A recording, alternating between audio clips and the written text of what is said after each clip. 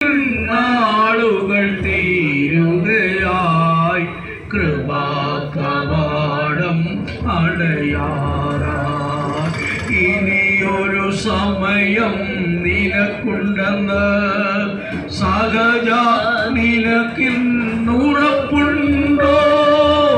ഇനിയൊരു സമയം നിനക്കുണ്ടെന്ന് സഹജ നിനക്കിന്നുറപ്പുണ്ടോ? അവരെന്നും നിന്നെ വിളിച്ചിടുന്നു.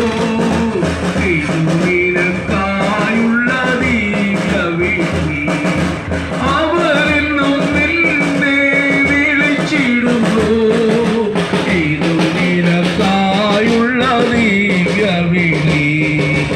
അവരെന്നും നിന്നെ വിളിച്ചിടുന്നു. ഇത് നിനക്കായുള്ള ദിവ്യവിധി. ഹല്ലേലൂയ. ഞങ്ങളുടെ ശബ്ദം ശ്രവിച്ചുകൊണ്ടിരുന്ന ഏവർക്കും വേഗം വരുന്ന യേശുക്രിസ്തുവിന്റെ നിസ്തുല നാമത്തിൽ ഞങ്ങൾ വീണ്ടും വന്ദനം അറിയിക്കുകയാണ്. അല്പസമയത്തേക്ക് അതേ തിരക്കിനിടയിൽ ഈ ശബ്ദം ശ്രവിച്ചുകൊണ്ടിരുന്ന ഏവരെയും വലിയവനായ ദൈവം സമൃദ്ധിയായി അനുഗ്രഹിക്കട്ടെ. ദൈവത്തിൻ്റെ വചനത്തിൻ്റെ സത്യങ്ങളും ജീവിത അനുഭവങ്ങളും ഇപ്പോൾ ഇവിടെ പങ്കുവച്ചല്ലോ. കർത്താവായ യേശുക്രിസ്തു ഇന്നും ജീവിക്കുന്നു എന്നുള്ളതിൻ്റെ തെളിവാണത്. യേശുക്രിസ്തു മരിച്ചവൻ മാത്രമല്ല, മരണത്തെ ജയിച്ച് ഉയർത്തെഴുന്നേറ്റ് ഇന്നും ജീവിക്കുന്നു. ഇന്നും പ്രാർത്ഥന കേൾക്കുന്നവൻ, അത്ഭുതങ്ങൾ ചെയ്യുന്നവൻ യേശുക്രിസ്തു ഇനിയും രാജാതി രാജാവായി വേഗം വരും. വിശ്വസിച്ചാലും ഇല്ലെങ്കിലും ഈ സത്യം എത്രയും വേഗം നിറവേറാൻ പോകുന്നു. പ്രിയ സ്നേഹിതരെ, സഹോദരങ്ങളെ, ഏത് നിമിഷവും മരണം സംഭവിച്ചുകൂടെ? പ്രായഭേദമില്ല എത്രയോ പേർ ഈ ലോകത്തിൽ മാറ്റപ്പെട്ടുകൊണ്ടിരിക്കുമ്പോൾ എവിടേക്ക് പോകുന്നുവെന്ന് ചിന്തിക്കണം. മരിച്ചാൽ നിന്റെ നിത്യത എവിടെ എന്നുള്ളൊരു ചോദ്യം ഈ സന്ധ്യാസമയത്ത് നിന്നോടും ദൈവത്തിന്റെ ആത്മാവ് ചോദിക്കുകയാണ്. മനുഷ്യനൊരു ജീവിതമുണ്ട്. ഈ ലോകത്തിൽ നിനക്ക് തന്നിരിക്കുന്ന ജീവിതം ഏറ്റവും വിലയുള്ളതായി തീരുന്നത് ഹൃദയം യേശുവിനായി സമർപ്പിക്കുമ്പോഴാണ്. നിന്റെ ഷർട്ട് കീറുമ്പോൾ നിനക്കൊരു പുതിയ ഷർട്ട് എടുക്കാം. ചെരുപ്പ് പഴകുമ്പോൾ പുതിയൊരു ചെരുപ്പ് വാങ്ങാം. കാറ് നശിച്ചു പോയാൽ മറ്റൊരു കാറ് വാങ്ങാം. ലോകത്തിലുള്ള എല്ലാ വസ്തുക്കളും വേണമെങ്കിൽ നിനക്ക് പുതുതായി ഒന്ന് വാങ്ങാം. പക്ഷേ ജീവിതം നശിച്ചു പോയാൽ നിനക്ക് സംഭവിക്കാൻ പോകുന്നത് നിത്യമായൊരു ശിക്ഷാവധിയാണ്. മനുഷ്യനെ സൃഷ്ടിച്ച ദൈവം മനുഷ്യന് ജീവിക്കാൻ ഒരു പ്രമാണം കൊടുത്തു.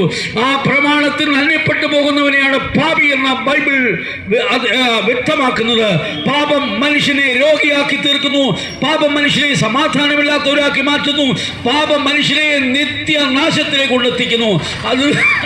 അതിൽ നിന്ന് മനുഷ്യനെ വിടുവിക്കുവാൻ മനുഷ്യന്റെ പാപപരിഹാരാർത്ഥം കാൽവരി ക്രൂശിൽ മരിച്ച് അവന്റെ പാപത്തിന് പരിഹാരം വരുത്തിയത് യേശുക്രിസ്തു മാത്രമാണ്. മനുഷ്യൻ മരണത്തോടുകൂടി അവസാനിക്കുന്നില്ല.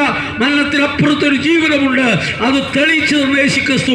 യേശുക്രിസ്തു തന്റെ ശുശ്രൂഷയിൽ കൂടെ അനേകരെ മരിച്ചവരെ ഉയർത്തെഴുന്നേൽപ്പിച്ചത് മാത്രമല്ല, യേശുക്രിസ്തു മരണത്തെ ജയിച്ച് ഉയർത്തെഴുന്നേറ്റു. ആ യേശുക്രിസ്തു ഇന്നും നിന്നെ വിളിക്കുന്നു. മരണത്തിനപ്പുറത്തുള്ള ശ്രേഷ്ഠകരമായ സൗഭാഗ്യം അനുഭവിപ്പാൻ കർത്താവ് തരുന്ന ഈ അവസരത്തെ പ്രയോജനപ്പെടുത്തിക്കൊണ്ട് യേശുവിന്റെ ശബ്ദം കേട്ട് ശ്രവിച്ച് കടന്നു വരിക. നിന്റെ ജീവിതത്തിലെ ശാപദോഷങ്ങൾ മാറും. നിന്റെ ദുഃഖങ്ങൾ മാറും.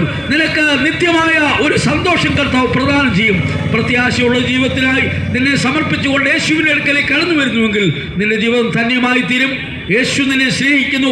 ഒരു നിമിഷം നിന്റെ ഹൃദയം കർത്താവിനായി തുറന്നു കൊടുക്കുന്നുവെങ്കിൽ നിന്റെ ജീവിതത്തിലേക്ക്, നിന്റെ ഭവനത്തിലേക്ക്, നിന്റെ പ്രവർത്തന മേഖലകളിലേക്ക് കർത്താവ് ഇറങ്ങി വന്ന് നിന്റെ ജീവിതത്തെ ധന്യമാക്കുമെന്ന് ഓർപ്പിച്ചുകൊണ്ടും ഈ യേശുക്രിസ്തുവിൽ കൂടെയുള്ളത് നിത്യരക്ഷ കരസ്ഥമാക്കിക്കൊണ്ട് നിത്യരാജ്യത്തിൽ കർത്താവിനോടുകൂടെ വാസം ചെയ്യുവാൻ നിന്നെ ഒരുക്കുവാൻ കഴിയുന്ന ദൈവത്തിൻ്റെ കരങ്ങളിലേക്ക് നിന്നെ സമർപ്പിച്ചുകൊണ്ടും ഞങ്ങളുടെ വാക്കുകളെ ഇപ്പോൾ അവസാനിപ്പിക്കുന്നു.